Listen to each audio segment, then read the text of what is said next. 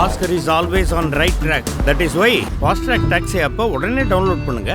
நாடு முழுவதும் பெஹல்காம் தாக்குதல் குறித்து தவறான கருத்துக்களை வெளியிட்ட 15 பேர் கைது செய்யப்பட்டுள்ளனர். காஷ்மீரின் பெஹல்காமில் பயங்கரவாதிகள் நடத்திய தாக்குதலில் 26 சுற்றுலா பயணிகள் உயிரிழந்தனர்.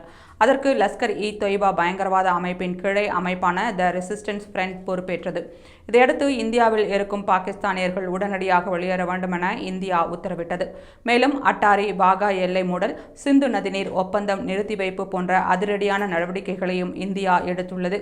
இதற்கு எதிர்வினையாக ஐக்கிய நாடுகள் சபையின் பாதுகாப்பு கவுன்சிலில் இந்தியாவுக்கு எதிராக பாகிஸ்தான் முறையிட்டுள்ளது.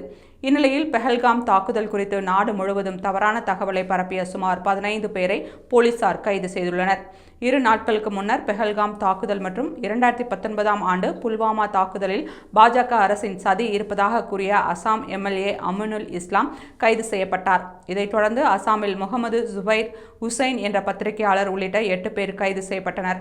அதேபோல திரிபுராவில் பெஹல்காம் தாக்குதல் குறித்து தவறான தகவலை பதிவிட்ட 3 பேரும், மேகாலயாவில் ஒருவரும் கைது செய்யப்பட்டுள்ளனர். பெஹல்காம் தாக்குதலை நடத்தியவர் பாஜக ஐடி விங் நிர்வாகி என்ற தவறான தகவலை பரப்பிய திருச்சியைச் சேர்ந்த மன்சூர் அலி என்பவர் சைபர் கிரைம் போலீசாரால் கைது செய்யப்பட்டுள்ளார். அவர் மீது 4 பிரிவுகளின் கீழ் வழக்கு பதிவு செய்யப்பட்டுள்ளது. இதுகுறித்து அசாம் முதல்வர் ஹிமந்த பிஸ்வ சர்மா கூறுகையில், அசாம் அரசு சமூக வலைதளங்களை தொடர்ந்து கண்காணித்து வருகிறது.